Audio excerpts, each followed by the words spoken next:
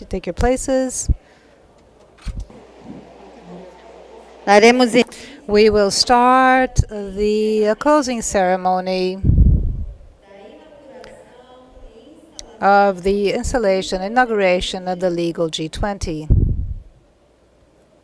We kindly ask you to take your seats, and we would like to invite for the honorary head table the chairman of the Bar Association, Nelson Simonetti, and the chairperson of the Supreme Federal Court, Minister Luiz Barroso, the General Attorney, Jorge Messias, the chairman of the Executive Committee for the implementation of the legal G20, honorary and lifelong member, Mr. Marcos Vinicius Coelho, the Treasury Director of the Federal Court of the Bar Association, Mr. Leonardo Campos, Rui Barbosa Medal Award winner, Ms. Cleia Carpi da Rocha, the chairman of the Ceará chapter of the Brazilian Bar Association and coordinator of the Collegiate of Chair People, the deputy chairman of the Executive Committee of the Legal G20, Mr. Carlos Eduardo Caputo Bastos, the member of the Executive Committee, Mr. Bruno Barata, the member of the Executive Committee and chairperson of OAB Bahia chapter, Daniela Borges, the member of the Executive Committee, Ms. Gracie Stocker, the chairperson of the Brazilian Bar Association chapter from Rio de Janeiro, Mr. Bandeira,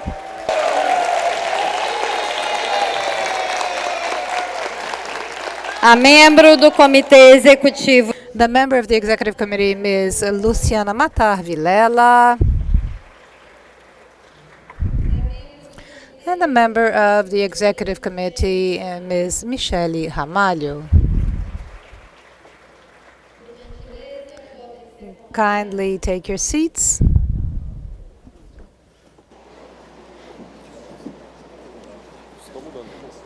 para proferir a primeira palestra. For the first closing presentation, we would like to invite the Attorney General, Mr. Jorge Messias.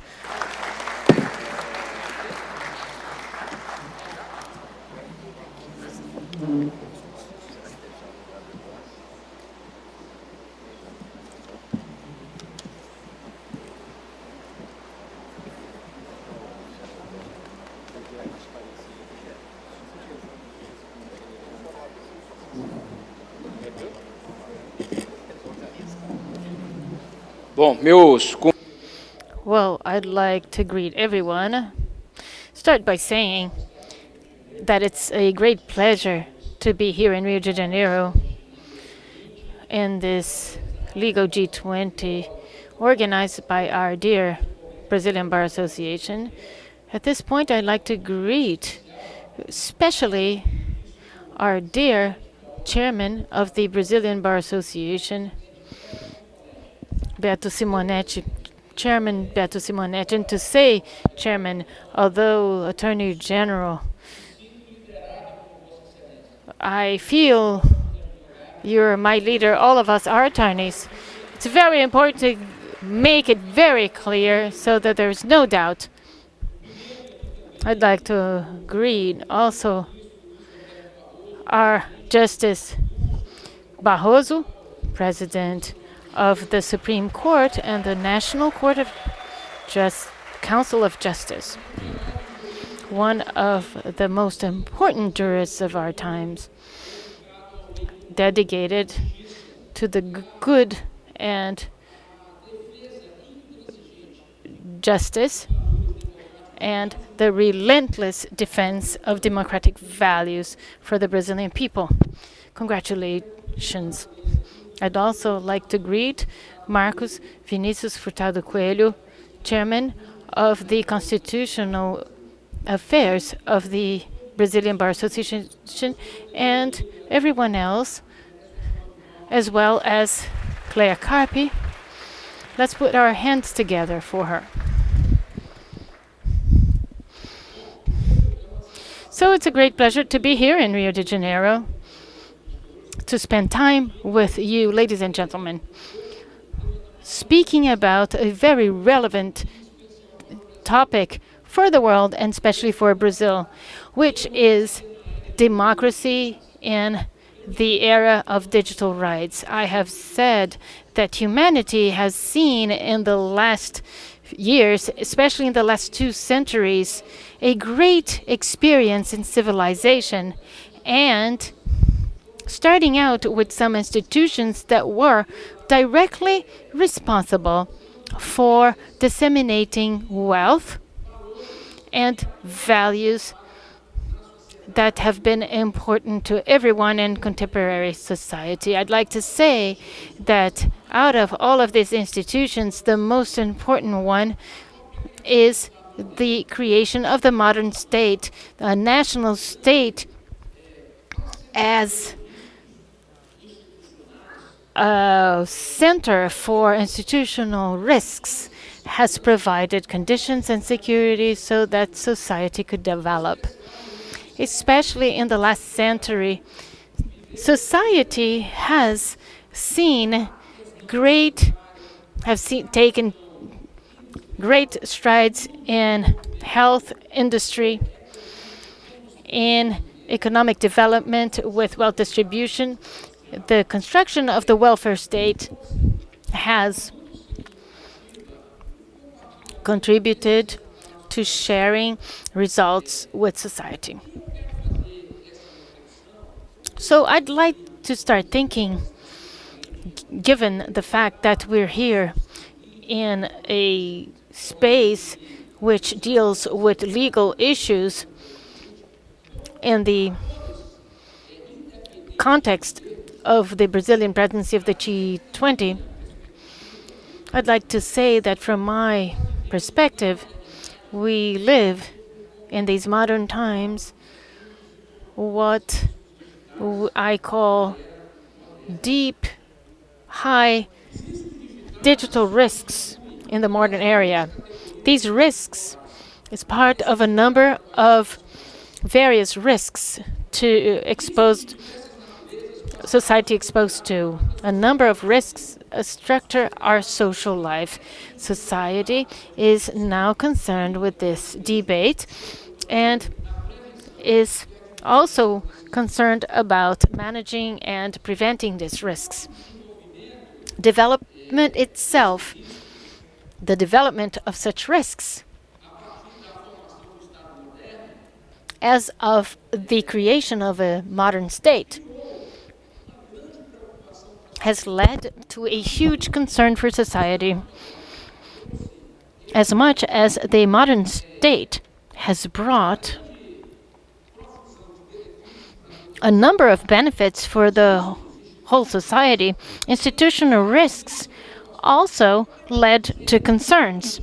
Here I'd like to say very clearly that at this point we are looking at environmental, social, economic, and digital area risks. Development of production forces created risks. We got into a second phase of modernity. The risks that have been potentialized by human activity cannot be balanced. So we are facing a scenario of uncertainty. Since the 1980s, the large-scale disasters have then given a voice to disaster prophets. Risks became a structuring for environmental and economic and social structures. When we talk about risk, we talk about climate change. Climate change leads to uncertainty. In the beginning of the Industrial Revolution, nobody could imagine the disaster effects of greenhouse gases that we know have not been contained enough. And this goes beyond borders, national borders. Mitigation and adaptation will demand lots of investments as well as disaster consequences if we get to the point of no return. We see other global risks emerging, such as financial crisis, nuclear accidents, lethal pandemics, and digital insecurity. As I said, the purpose of my participation is to deal with the challenges of democracy in the face of digital risks. As Justice Barroso usually says, he's soon to provide his closing words.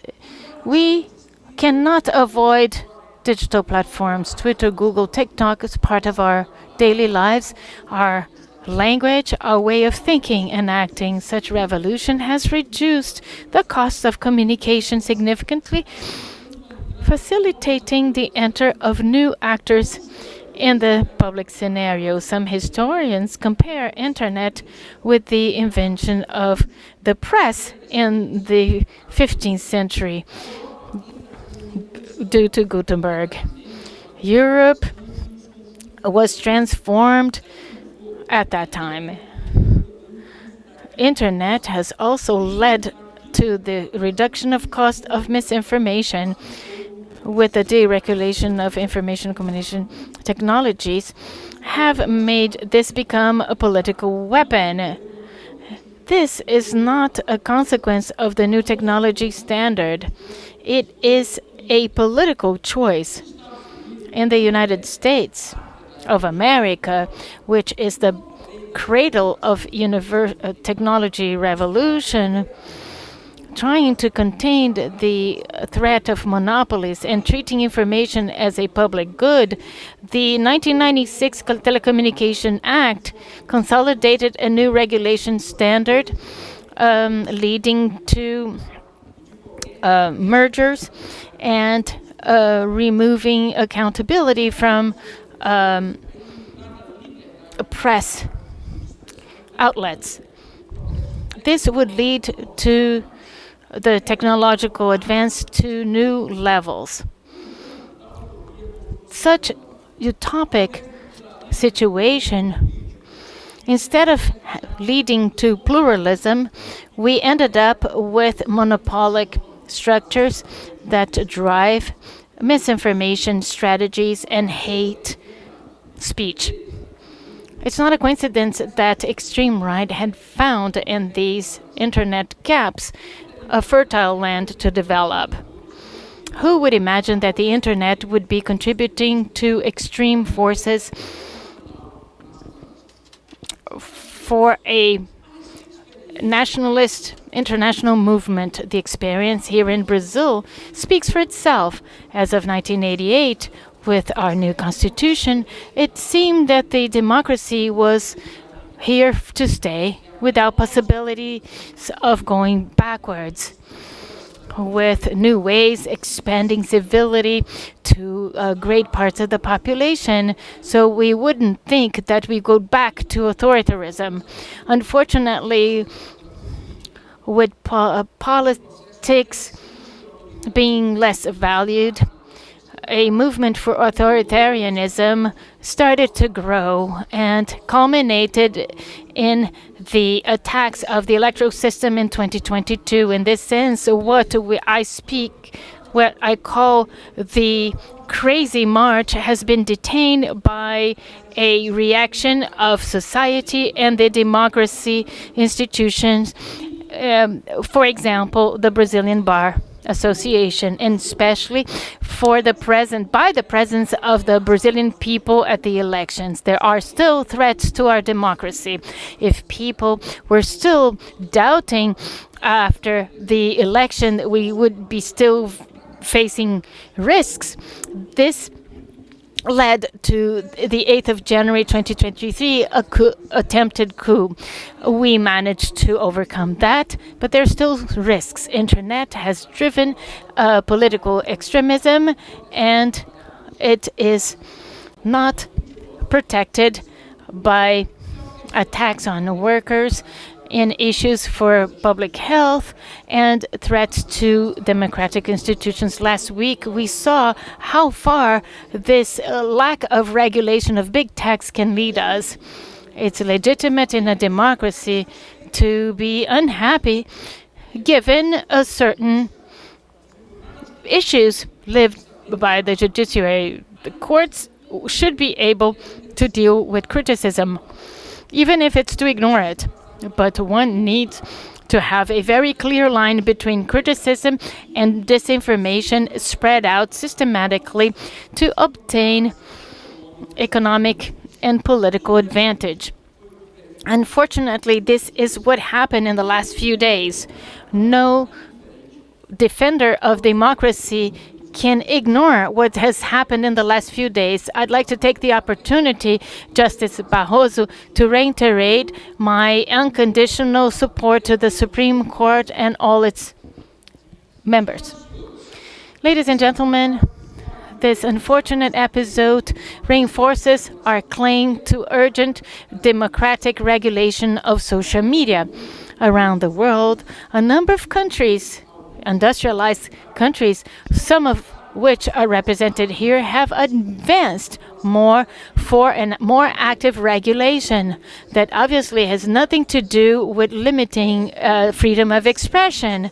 In these times when we have to affirm the obvious, let's remember that freedom of expression cannot ever mean freedom for aggression. The European Union is a role model to regulate big techs.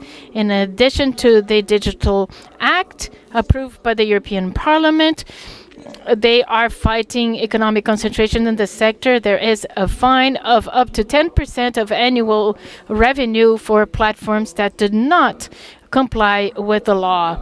The legal framework developed in Europe also accounts for protecting children from predatory communication driven by inadequate data storage. The Telecommunication General Act,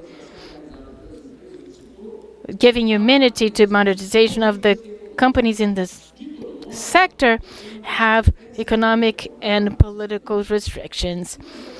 In the executive power, the Federal Trade Commission have tried to ban monopoly practices from big techs, so that reducing communication of misinformation in social media. Here, our attempt through the legislative has not prospered as we wished. We already have the general law of data protection and the Internet Act that were sanctioned by President Rousseff in 2014. Although this doesn't cover all the most recent innovations, Internet is somewhat regulated. With Lula coming back, the executive is no longer disseminating fake news and is now fighting them. With the constitutional term,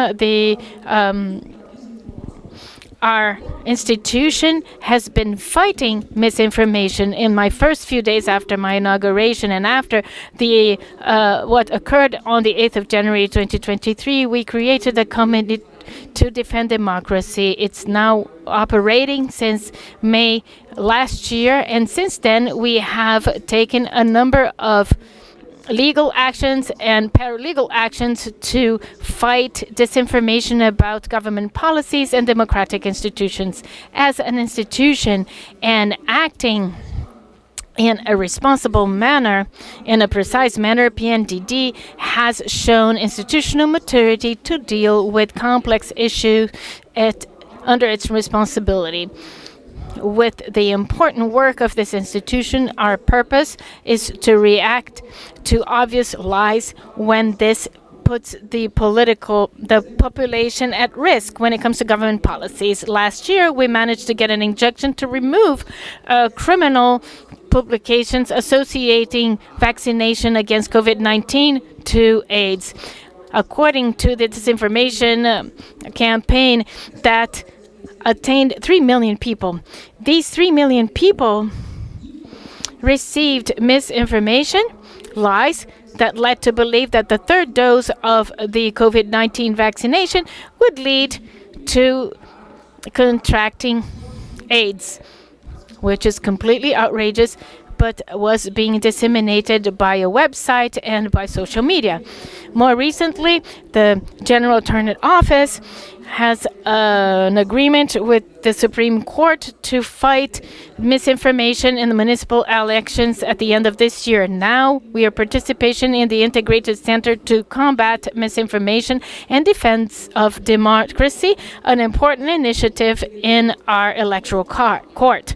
We are going to share information to facilitate communication with digital platforms and private message platforms to favor prevention activity.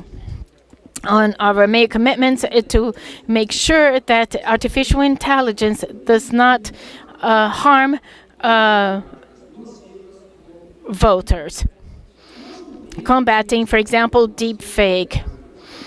The initiatives of the Integrated Center came from the Electoral Supreme Court. The judiciary in Brazil had to be leading in combating fake news to make sure that the electoral process is adequate.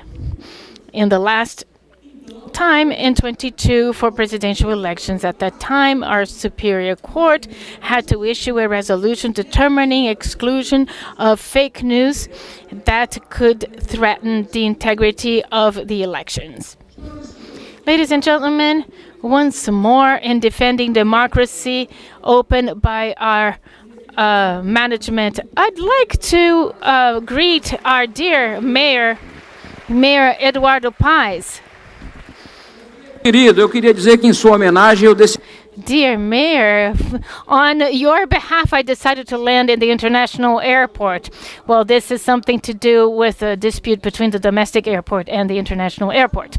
Anyway, so defending democracy, we managed to reach in September last year the creation of the Observatory of Democracy, which is a study center connected to the Superior Academy of the AGU, presided by Justice Lewandowski. The idea is to produce updated information, quality information with reports, debates, and academic publications geared to strengthening democracy. We're building in this way an interinstitutional environment open for discussion and deepening topics related to this very urgent initiative for the democratic balance of our country.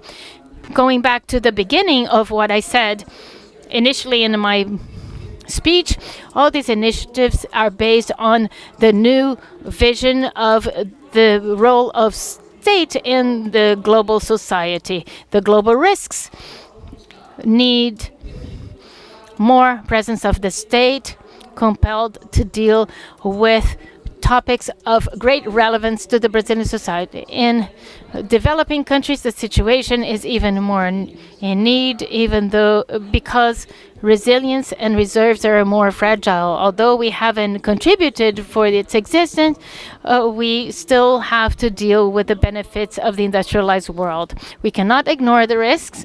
In terms of digital risk, it's very important that the state does not let the internet become a no man's land. We need to establish new mechanisms to combat monopoly economic structures as well as extreme discourse for developing countries. It's also about incorporating foreign technologies developed abroad to reinforce national sovereignty. We believe that the public sector in Brazil has reacted with efficiency and immediately to the challenges imposed by digital risks. The Superior Electoral Court has now ruled the use of artificial intelligence in the elections. As economist, Semoglu, MIT professor, AI has the potential of hindering the work market and democracy as we know it because of massive data collection by intrusive surveillance and excessive automation.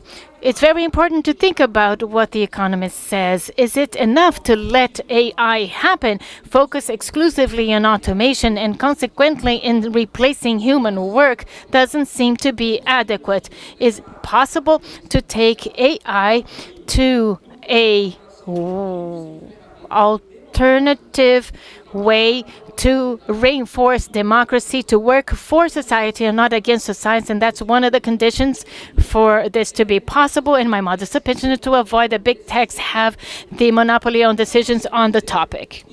I would like to say that there are many different social media today working and operating in Brazil, and they all have truly collaborated with public authorities, with our officers, in discussing the necessary process for regulating a social network. Unfortunately, we also see other platforms that have no commitment with serious, well-informed discussion in a constructive manner. In Brazil, we have good examples of social media platforms that are currently engaged in working with Brazilian authorities to build a model, a protocol for data transactions that will be safe, in which Brazilian society will not be left to its own devices in terms of digital piracy. And I would like to refer to Google, YouTube, and the Meta platforms, which are currently participating in different work groups with the federal government, with our electoral Supreme Court, with the Supreme Court, in order to develop a safe environment for social networks. Unfortunately, there are a number of other platforms that prefer to ignore the Brazilian legislation and work against our democracy. To these platforms, I also have a message. The law will be applied rigorously. We should highlight an important aspect that we are currently living.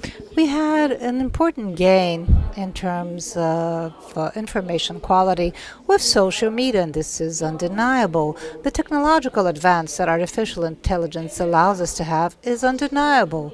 Society cannot forget all the important gains that social media, the internet, and digitalization brought to mankind. The main issue is that we do not live in the metaverse. Society will have social relations that are multiple, both on-site as well as virtually. Therefore, we have to discuss as a society a legal framework, a legal structure that will be safe and that will protect all society and that will not generate a predatory business model and where the exploitation of data with a commercial interest behind it will be used to mobilize hatred, aggression, and many times crimes in this same virtual environment. So this is when I reach my conclusion. We are talking about a global risk, but until now we only mentioned the national state. But actually, managing risks will demand a global governance. This is why, in presiding G20, Brazil will also debate the democratic regulation on the internet and different multilateral focus. And regardless of all the different geopolitical struggles we have, initiatives such as this, organized by G20 and sponsored by the Brazilian Bar Association, is so important because we will not have a safe way out if we do not treat the topic of international governance. And this forum has an important role so that we can bring the discussion to other countries, participants of the G20. The fragmentation of the internet will bring resources with which we do not wish which we do not wish to pay. We hope that the Internet will fulfill its inaugural promises to truly become a global network, a democratic network that will allow us to have a good exchange of idea, products, and services in a safe manner. Maybe this is how we will be able to transform this era of risks into a fruitful period of opportunities, digital opportunities. Thank you very much. I wish you, and thank you for your attention.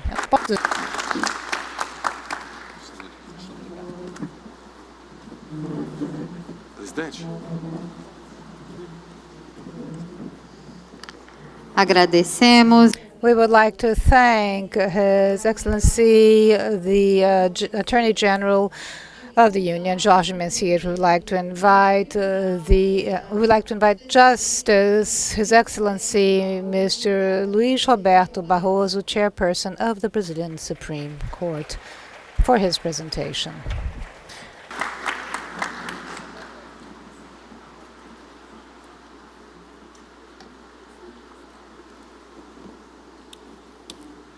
Muito boa tarde a todos.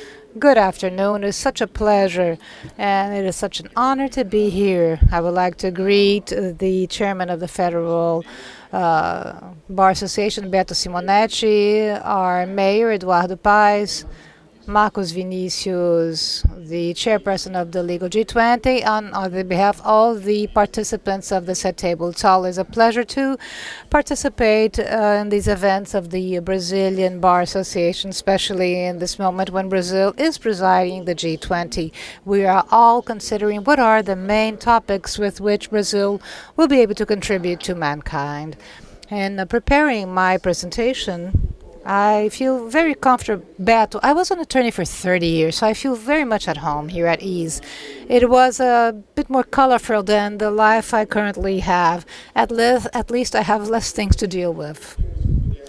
Many of the topics I thought that could interest the world currently in this context of Brazil presiding the G20, and among them I chose 3 topics. The first one is artificial intelligence, one of the topics of this event, and a topic that I have studied academically and in managing the Brazilian judicial system.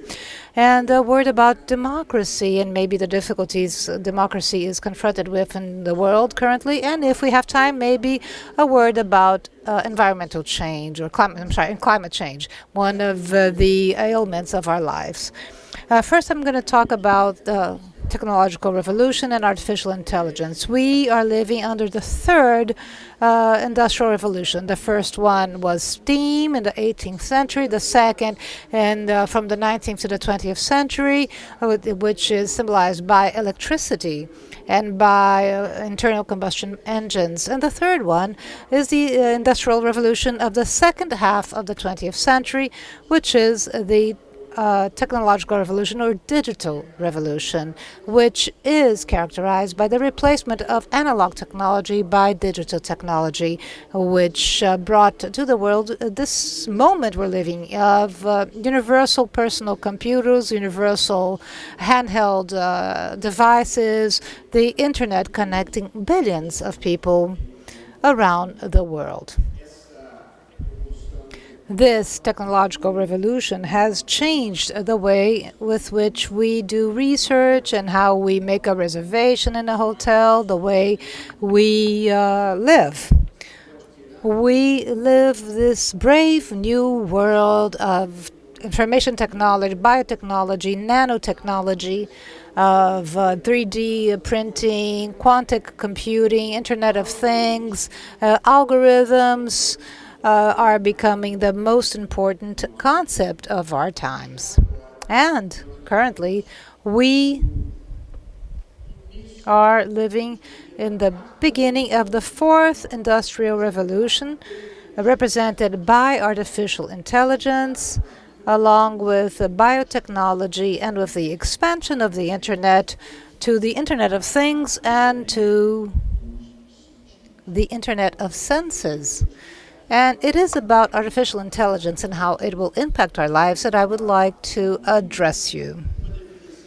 In a very simple definitions. Artificial intelligence are programs or softwares that will transfer to computers some of the human capacities or abilities. And among these abilities are, for instance, cognitive functions and decision-making functions. However, it is important to show that artificial intelligence will operate with data and information and instructions that are fed to the artificial intelligence by human beings. Artificial intelligence does not have conscience, does not have discretion, doesn't know what is good, what is bad, what is right, what is wrong, not even common sense. It is truly and fully dependent, at least in its current state, dependent on what it is demanded from human beings that feed it. And even though artificial intelligence has different manifestations, all of us today are living this moment of perplexity, which is the so-called generative AI. It is this one that is able to produce language, texts, images, and sounds, and even talk to us as if it were a human being. And also the most known commercial manifestation would be ChatGPT. All of us hope to have many things from artificial intelligence, and certainly there are many positive potentials, and some are quite risky. More recently, I read from an author that if one young boy or girl has two people wanting to woo them and they're in doubt which one to take, Google will be able to make that choice better than the interested parties. And just by crossing information that it already has regarding different boyfriends or girlfriends. Vem se desenhando à nossa frente. A inteligência artificial. Artificial intelligence and its different positive potentials will have first the ability, decision capacity that is sometimes even better than our decision capacity. Because it can host a large number of information and to process it. And superior to the human brain. And so in many areas, artificial intelligence will work better than human condition. And this will generate a difficult ethical issue. There's a certain reflection in terms of the role that human condition will perform in the face of the earth. Even though it is a funny example in terms of the suitors and one of the most important decisions of our lives will be made in a more efficient manner and not by us. So we live a civilization, the Western civilization, that has as one of its pillars free will. Each one of us exercising our own self-determination will be able to do our own existential choices. Once the most important choices of our lives will be made in a more efficient manner and outside of our bodies, this pillar of Western civilization would have been shattered. Artificial intelligence can bring automation of different activities, risky activities, repetitive activities that would bring some kind of difficulty. Medicine will be revolutionized by artificial intelligence. Good part of surgeries today are already robotic surgeries. The image diagnosis are already done today more competently by artificial intelligence.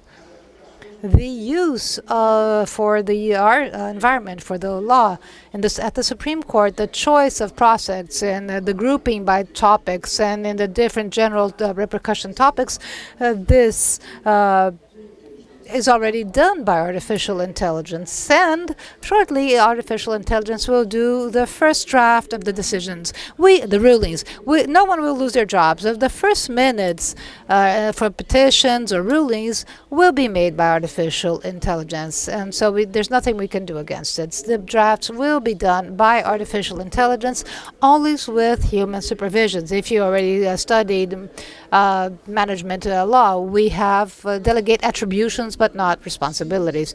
But human supervision will always be there because justice needs a touch of humanity, a touch of compassion, a touch of love and understanding of the context. And I'll give you an example of how the formality, which would normally guide a decision by robots, would not apply to our daily lives. My daughter got married a couple of months ago. There was a party at my house in our garden. And Justice Rosa Weber, at the time the chairperson of the Brazilian Supreme Court, is a very private person. She's not very. She really honored me with her presence at my daughter's wedding. And I came to her and she said, "Rosa, was everything okay?" And she says everything went well. I wasn't able to eat any sweets, however. And I said, "Why not?" And she said, because the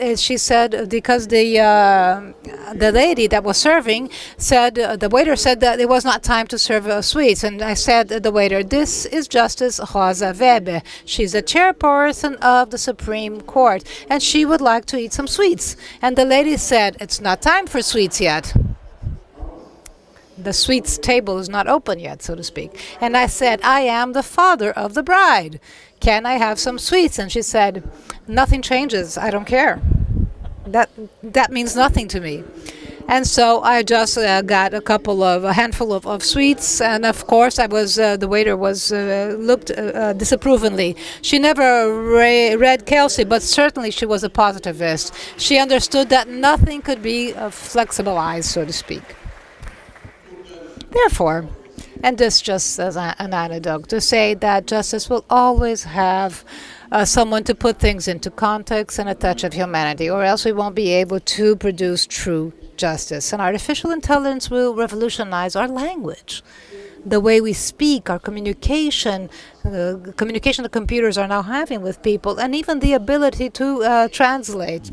Those who have already used ChatGPT or Google Translate or DeepL to translate, you would be impressed with the quality of this translation. And very shortly, I will be here speaking Portuguese with automatic simultaneous interpretation by computers for English, for Mandarin, for Spanish, for German. This is a revolution in communication. I always say that. And a important verse from a Paraná poet. The verse is very good, but the verse is a bit strange. It says to speak Portuguese and to be shut up worldwide. Portuguese is a beautiful language, however, but normally it's not well understood around the world, differently from English. But if that were so, if it were not for the barriers of communication, Chico Buarque would be the Nobel of literature and not Bob Dylan, for sure. And therefore, these are some of the considerations and tools that artificial intelligence will bring about, and of which all of us will benefit from. Therefore, we should not be afraid of progress, but we have to be careful enough to put it to work for humans. The risks, of course, are immense. Impact over the labor market, the use for wars, massification of misinformation. This is an issue that all democracies will be confronted with. Actually, where's Messias? He had to catch a flight. I didn't forget. He wasn't here. I didn't forget.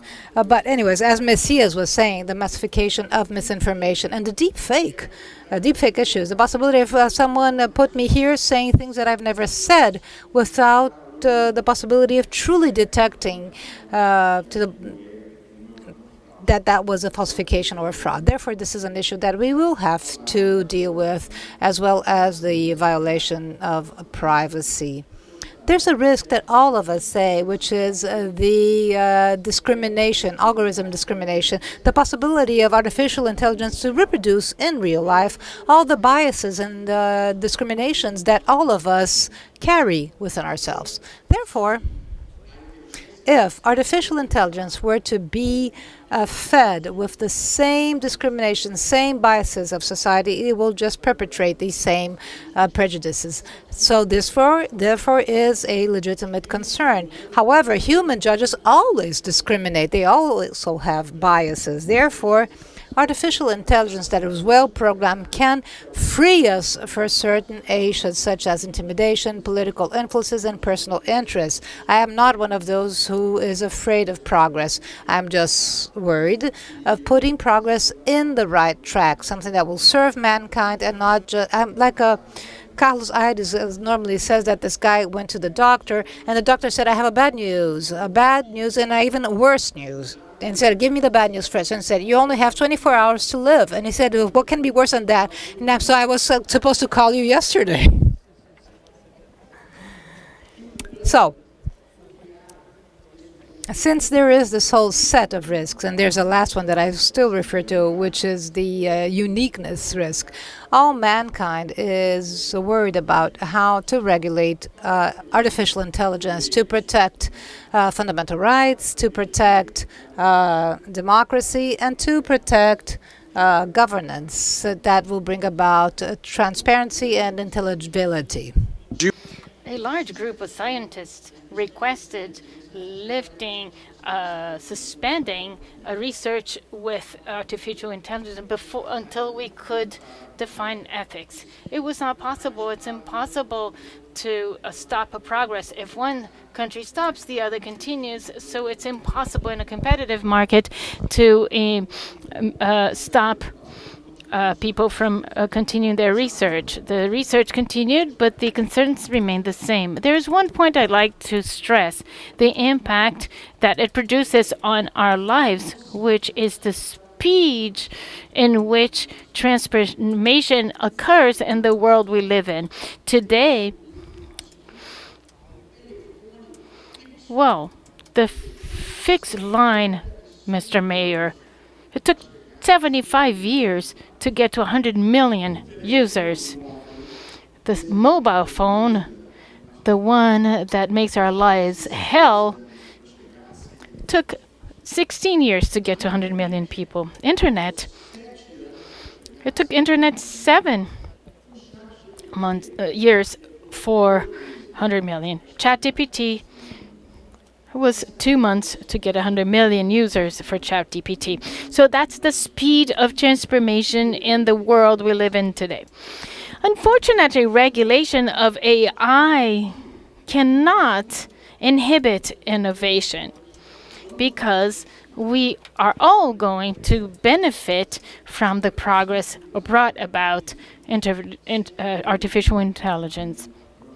So it's impossible to regulate without inhibiting progress. These are some of the ideas I wanted to stress out today on artificial intelligence, and now I will move on to speak about the democracy, the crisis of democracy, and the threats it has been subject to currently.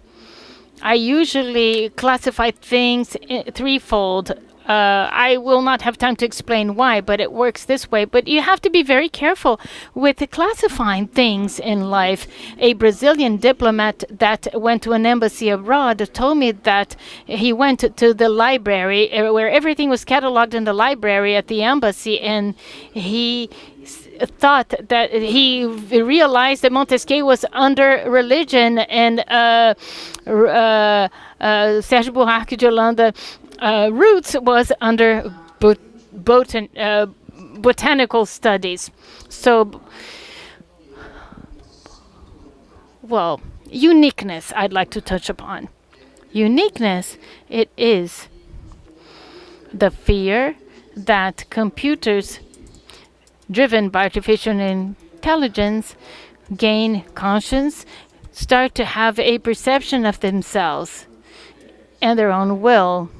If computers then start to have conscious with the speed in which they process data, computers will start to dominate the world. That may seem like science fiction, but this is a real fear which is feared by scientists that establish parameters. Harari, the Israeli philosopher that has published recent classic pieces. He wrote something interesting. There was a study, and half of the researchers said the risk of computers taking over would be only 10%. And then I was relatively okay with this information until I read Harari's article in which he said, would you go into an airplane if the engineering engineer that designed said that there's 10% chance of the plane crashing. No, I don't think I would go into a plane like that. So this is the concern we should have. And then he also wrote something in the same article. Even though computers may not acquire consciousness, artificial intelligence has already hacked the language communication systems.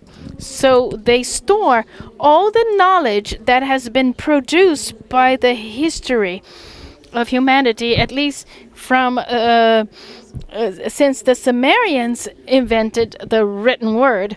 So with this capacity in producing language, artificial intelligence will be able to write poems, literature, make drawings, compose music with great capacity, maybe superior to the human capacity, also producing a huge ethical transformation. The next person that wants to impress the boyfriend or girlfriend can start, well, I'd like a verse with a love letter on a poem. So it's going to be a technology version of Cyrano de Bergerac with people pretending to be who they're not. So then I move on to democracy and the crisis in democracy in a number of places, fortunately not here. Democracy was the victory of the 20th century and beat all alternatives, the communism, fascism, Nazism, military, and religious fundamentalism from the 20th century to the 21st century. 120 countries are considered to be democratic. Constitutional democracy is a concept like a coin with two sides. On the one side, popular sovereign, free elections, and the government of the majority. On the other side of the coin, it means limited power, the rule of law, and respect to the basic rights. So this is the idea of democracy in the contemporary world. Even though this was the victorious ideology of the 20th century, there's something that seems not to be right when we speak to the constitutional democracy in a scenario in which authors have been named with different names, including democratic recession, abusive constitutionalism, competitive authoritarianism, autocratic liberalism, names that identify history of erosion of democracy, not by coup d'etat, but via elected leaders by popular vote, and that once getting to power, they disconstruct brick by brick gradually some of the great pillars of democracy. And even the most consolidated democracies in the world, such as the UK and the United States, have been faced with difficulties. What is happening with democracy?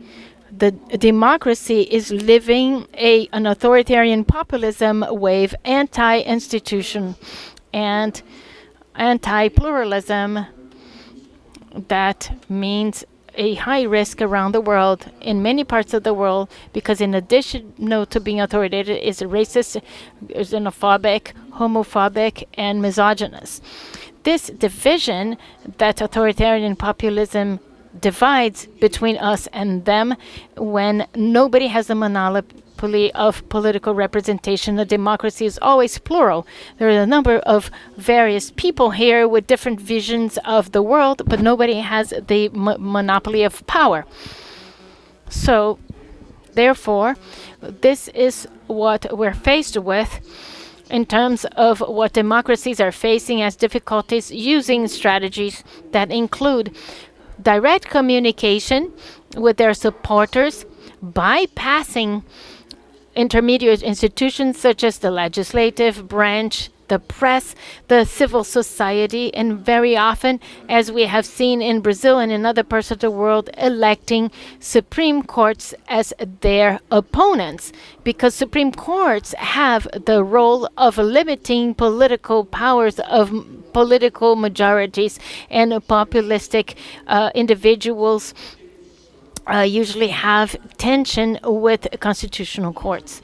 So in Brazil, we have some of these occurrences. Extreme populism could be from the left or right, although today is the extreme right. And what we see now is a global articulation on the extreme right that use digital platforms to spread hatred, disinformation, conspiracies, and destroy reputations. This is a very sensitive moment to democracy. We all need to defend freedom of expression. That is one of the most important pillars of democracy. However, what has happened in many situations is that behind the screen of freedom of speech is a business model is hiding and living off engagement. And as sad as it can be, hatred, lies, aggression bring a lot more engagement than a reasonable speech, moderate speech. So there is a perverse incentive for dissemination of hatred, aggression, misinformation, and conspiracy theories. So very often one resorts to freedom of expression, but at the end of the day, it is a trade interest of obtaining more clicks, more engagement by disseminating hatred. So we have to draw a thin line, a very difficult line between preserving freedom of speech and the effort of preventing humanity to derail into where hatred is disseminated, aggressiveness, making people reach, contaminate the way people live. This is what we're faced with. And that is the challenge we're faced with. Because freedom of expression is essential. But I would not like to see the world drowning in hatred mud because people are making money by people clicking. It's not even legally easy or morally cheap to deal with this situation. We have to remember that in Brazil, we had to avoid it was possible to avoid a military coup because the military refused to participate. The 8th of January, the headquarters of the three branches of power was invaded by thousands of people in Brasilia. We had to live with the crime lies that our electoral system is a fraud and the authorities are not legitimate. So we had to face extremism that does not accept the results of elections and does not accept institutions and that has a destructive behavior. So it's important to understand the role of powers in protecting democracy. And then finally, in Brazil and in other parts of the world, we see abusive use of religion by capturing religion for political purposes. We see people's feelings being manipulated when a religious leader says my opponent is the devil. If you vote to my opponent, you will not go to heaven. This is an intolerable abuse of religion. So in Brazil, the institutions fortunately have won, but we cannot forget the risks that we were running and the efforts we had to make to protect our democratic institutions. And then finally, a word about issue that defines our times, which is climate change.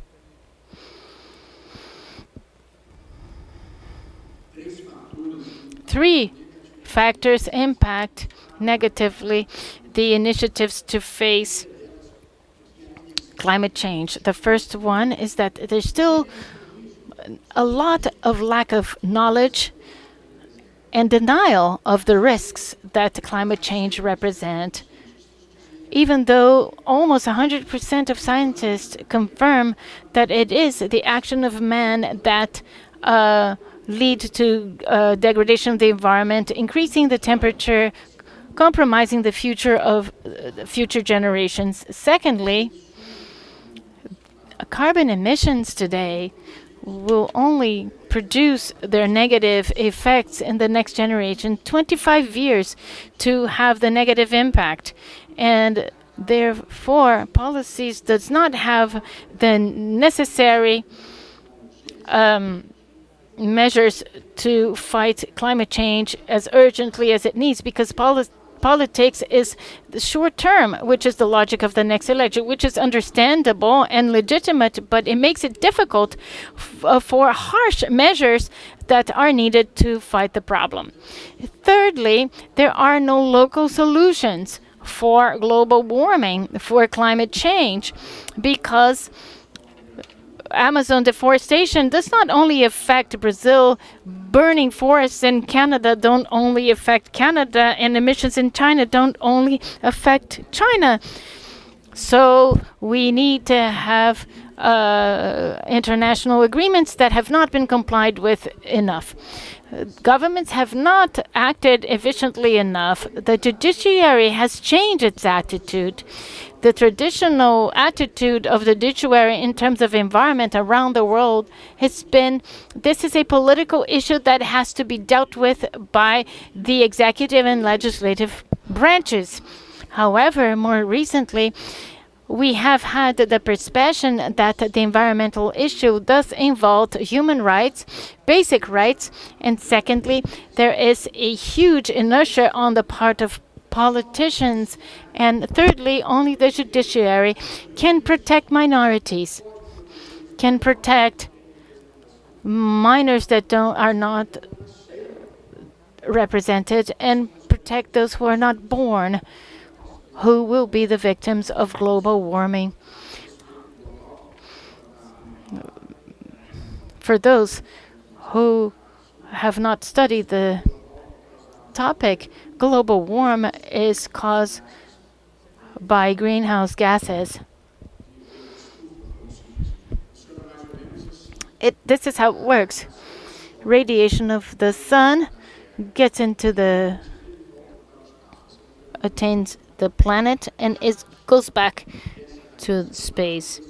This is a natural phenomenon. Part of this heat is retained in the atmosphere, creating the temperature which is compatible with human life.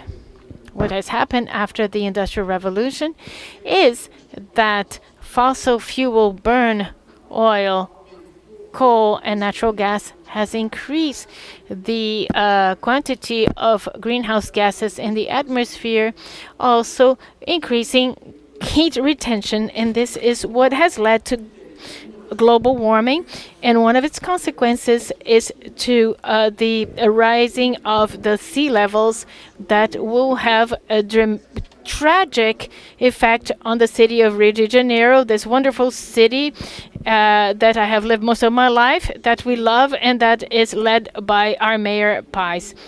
This is what we're talking about. Somewhere in the near future, cities like Rio de Janeiro will be flooded by sea high level, the increase of sea level. I'm saying this in a dramatic way because I want you to understand that this is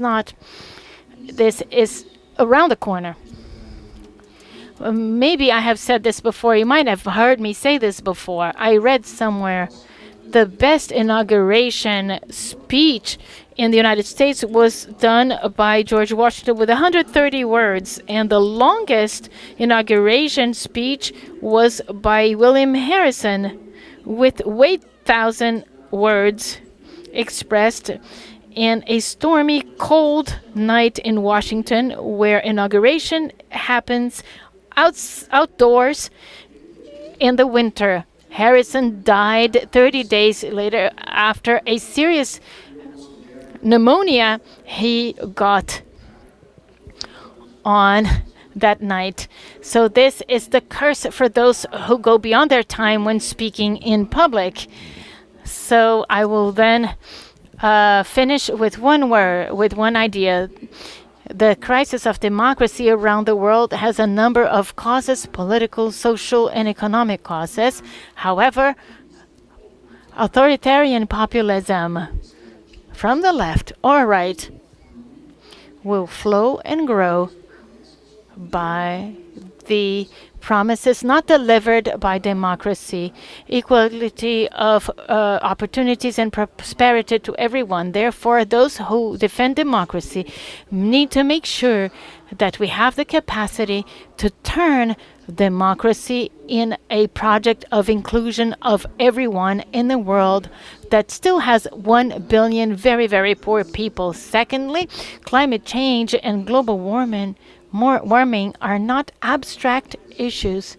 It's here today in our daily lives, and the biggest drought in Amazon, burning forests in Canada, floods, and so on. We need to fight this problem. And finally, artificial intelligence brings a number of positive opportunities, and we have to embrace them. However, we have to have the concern of keeping advances on an ethical path that does not compromise the great causes of humanity. And artificial intelligence will transform the meaning of the human condition on the earth. And we need to make sure that this condition will change into for the better and not for the worse. I'd like to wrap up by saying that despite all the modern elements, digital platforms, and artificial intelligence, in fact, the existential and traditional values of humankind that make life good, doing good, justice, and human dignity. Thank you very much.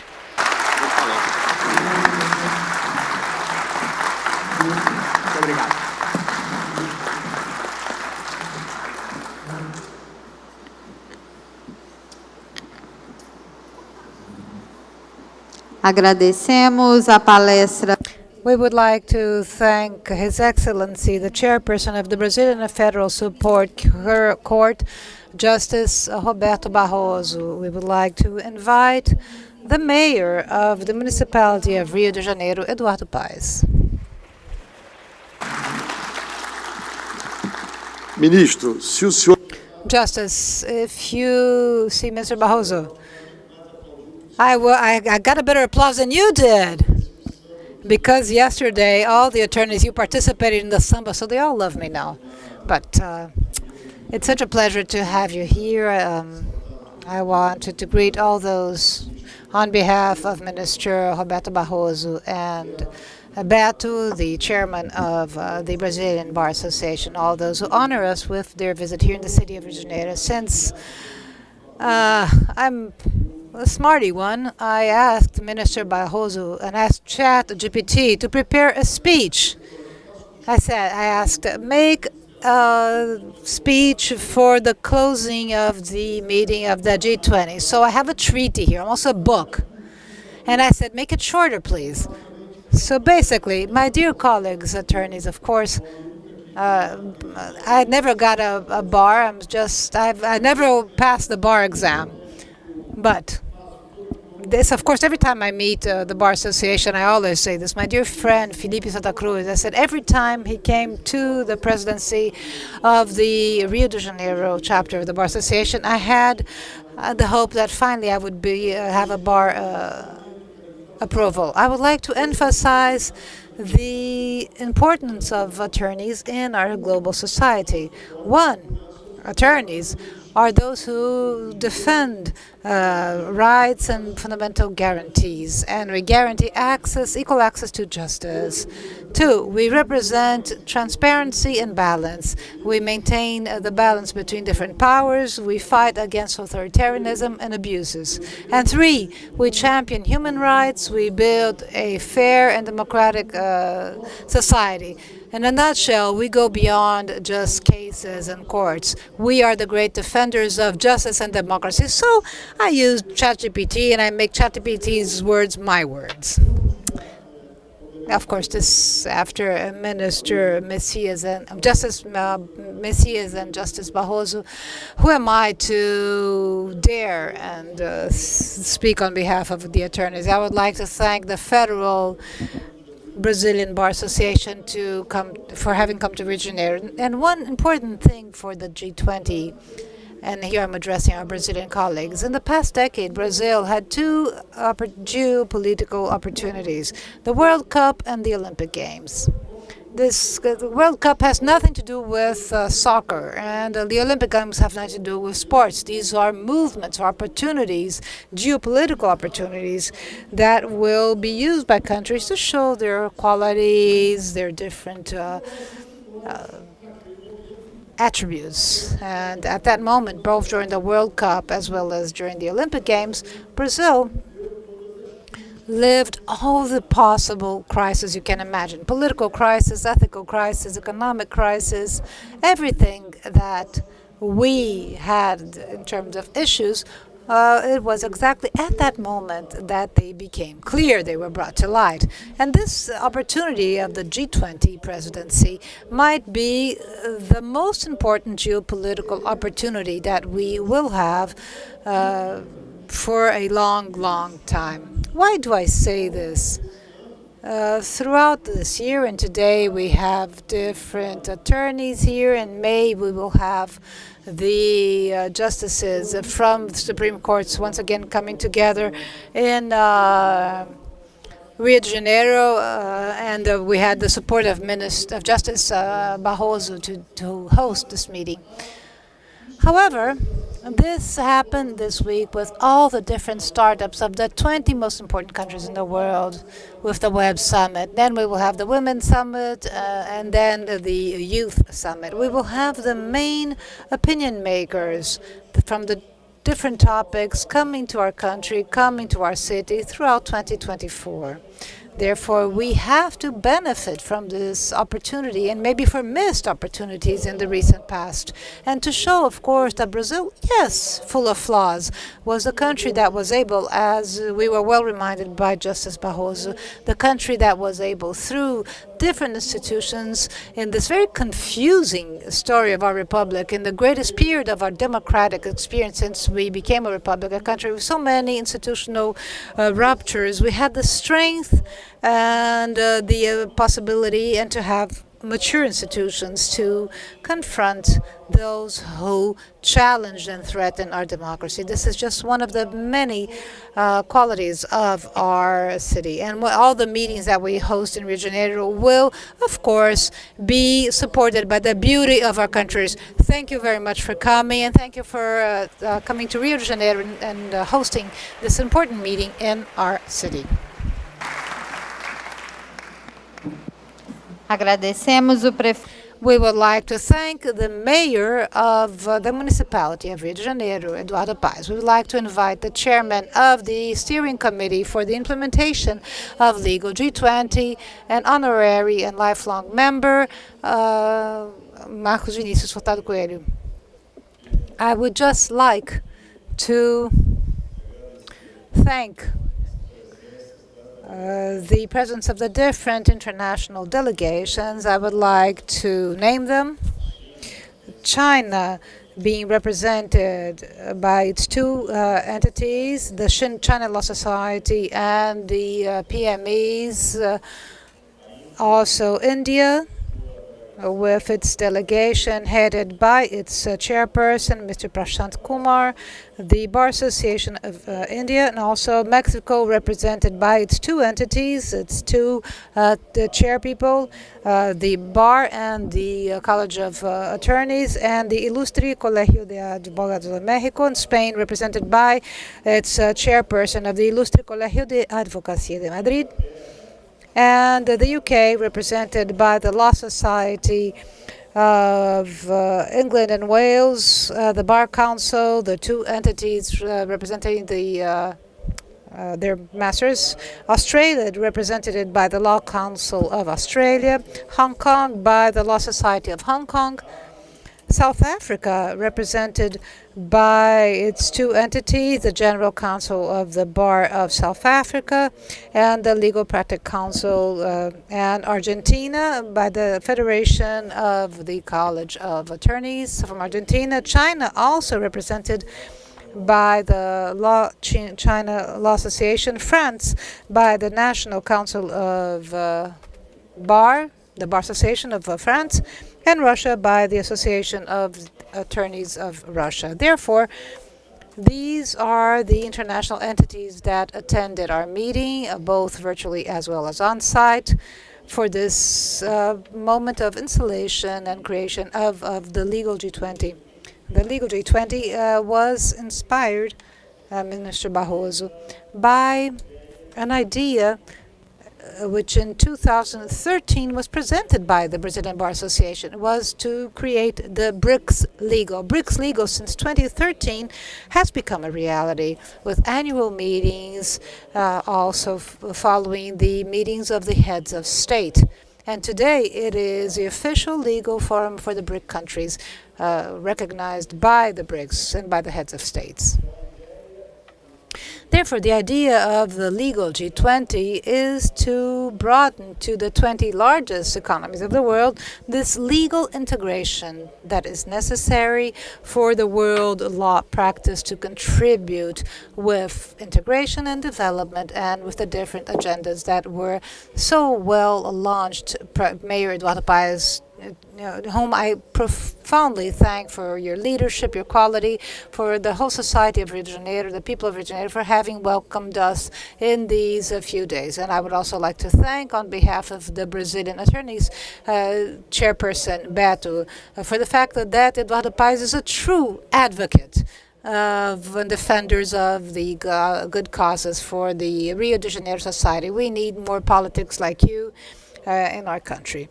And I would like, Mayor, to highlight that the agendas presented by Justice Barroso are exactly the ones that are moving the integration of the legal G20, because these are the civilizatory agenda for a brotherly, peaceful world.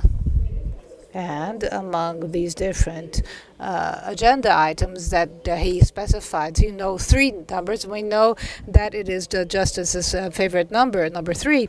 We have kept track of him. We have kept track of him since he was an attorney, already very qualified. He exercised the profession as a lawyer. He was member of the Constitutional Committee at the Brazilian Bar Association, different working groups, and the National Conference of Attorneys. So he was always very dedicated to the cause and to work for the collectiveness. And he brought the topic also of democracy in these 2 years, formal democracy, democracy in terms of exercising the right to vote, the right to choose, the right of free will, free speech, but a freedom that comes with great responsibility, but also a democracy in the material plan, equality, inclusion, and to win the minds and hearts of all. We cannot talk about democracy if people do not participate in it. We will never conquer democracy if people do not participate or benefit from it, to bring the minimal basic conditions for all, so that all can develop according to their abilities and capacities. It's the minimum democracy should do. Therefore, material democracy is essential for the preservation of formal democracy. This is what Justice Barroso brought to us today, and his concern with artificial intelligence. This is something important because as a vehicle, as a tool, it can be used for the good, for the bad. We have to use this tool, as said Justice Barroso, to build a better world. And I bring an example of how we can use this tool for the good. I put on ChatGPT our legal G20, and I asked him to write a poem. And the poem that was built by ChatGPT and artificial intelligence is this. In the light of agreements, legal G20 is founded.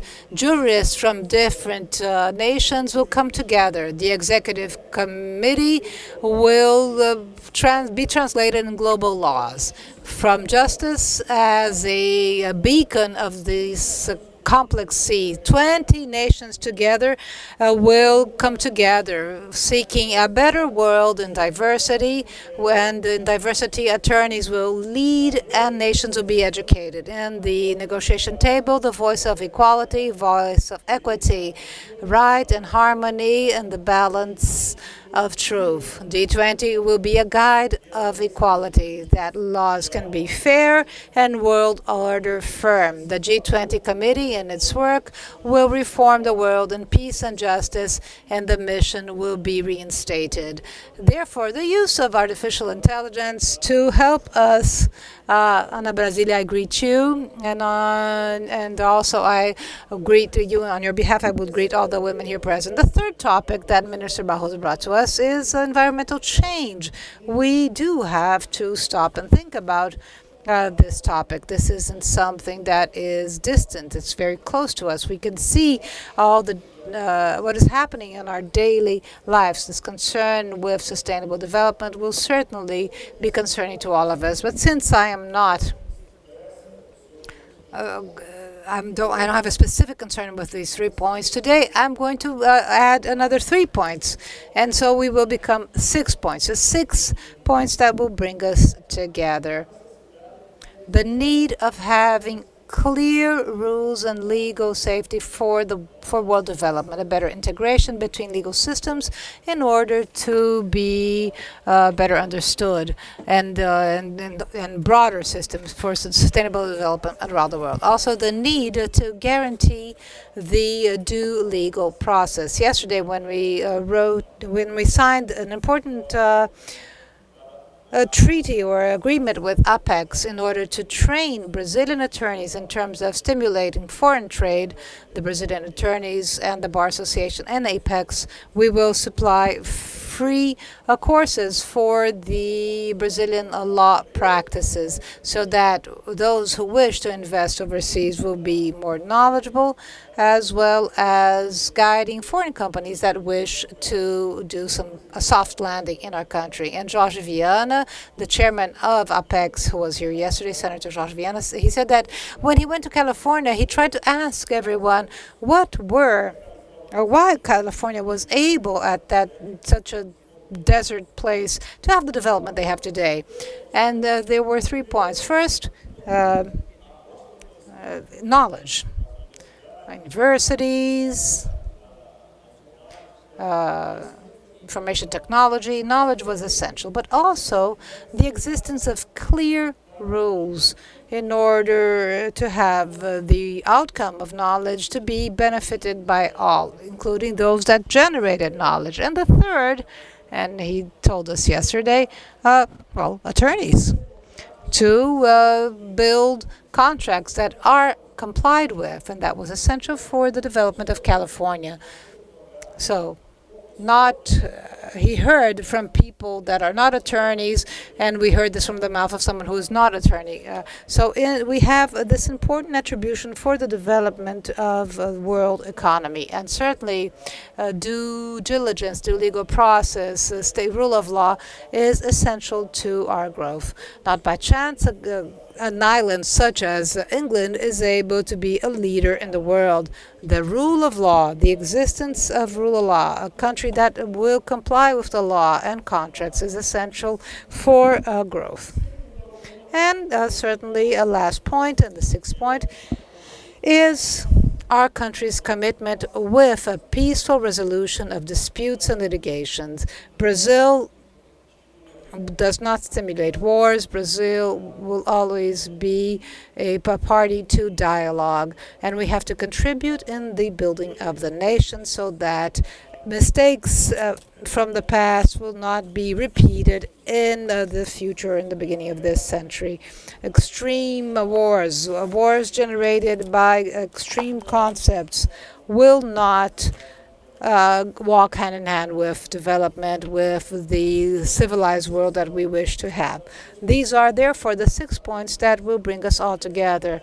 Chairperson Simonetti and the General Secretary Sayuri, I would like to thank you for the trust you gave us, and I would like to honor all the members of the Executive Committee of the Legal G20, the Federal Council Luciana Matar, from Espírito Santo, the Federal Council Michele Amari, and the Chairperson of the Bar Association of Bahia, Daniela Borges, our dear Chancellor Carlos Eduardo Bastos, and Deputy Chairman of the Legal G20, Bruno Barata, and the Federal Council, Grace Stocker from the state of Rio Grande do Sul. And a round of applause to all of them who made Legal G20 possible. And to conclude, I would like to thank, of course, our Treasury Director, Leonardo, for his support. And as a host, this great leader of the Rio de Janeiro attorneys, Luciano Bandeira.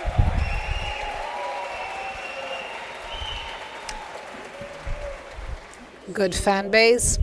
Luciano Bandeira, who 6 years ago, as I said to you, we had Luiz Guimarães. Ulisses Guimarães, there was the movement of Direta Já and his prerrogativas. Clea Carpi, our godmother, honorary member of the Brazilian Bar Association, the chairperson of the Ceará chapter of our Bar Association, Luiz Durso, our exceptional and lifelong member of the São Paulo Bar Association. So these are my closing remarks. Dear Rita, Marcos Vinicius Jardim, all the chair people, these were two memorable days. An idea that became reality, Mayor Eduardo Paes, an idea that is just a seed that today different work groups were created. We will have a thematic organization so that in the heads of states meeting we will bring concrete proposals in each one of the items, and we will make ourselves available whenever we are called upon by the Supreme Court of Brazil, by Justice Roberto Barroso, and for the G20, whatever he needs, so that we can, in an integrated manner, make Brazil the home to civilization, building of a solidarity world with love, peace, and as we heard from Justice Barroso, this is one of the main people responsible for our Constitution. We will build a better world for everyone. Thank you very much.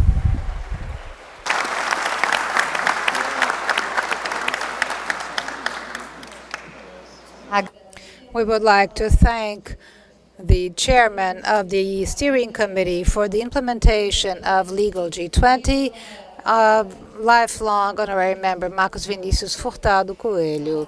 And to conclude, I will pass the floor to the national chair of the Bar Association, Mr. Beto Simonetti. Boa noite. Good evening, everyone who's still here today. Mayor Paes, as well as others. I asked ChatGPT, and he answered, "It's 6 o'clock. Do close the meeting, and then you will be very appreciated because it's Friday in Rio de Janeiro." Before I officially close the meeting, I'd like to thank everyone for their words. I'd like to thank Justice Barroso, who has been very kind with Brazilian attorneys. As said here before, he has dedicated his time on this Friday afternoon to speak to Brazilian law practitioners and to Brazil and the other 19 countries part of the Legal G20. I'd like to thank everyone, all the peers representing the institutions corresponding to the Brazilian Bar Association around the country that have been with us since yesterday to talk about such relevant topics for law practice and justice systems in all countries. I'd like to thank Marcos Vinicius Furtado Coelho and the committee that made it possible for us to carry out the event in Rio de Janeiro, the Federal Board, Claire Carpi, the members of the Federal Board, everyone represented by Daniela Borges and Rinaldo Dantas Filho, the chairman of the Brazilian Bar Association, Luciano Brandedo. Don't applaud yet. Luciana Cruz, that made it possible for us to carry out the event in this venue. The mayor of the city of Rio de Janeiro, a great friend of lawyers and attorneys, as he said, for the invitation yesterday. I would like to thank on behalf of law practitioners around Brazil and like to express a special thanks from the bottom of my heart, our dear brother Felipe Santa Cruz, who deserves a round of applause.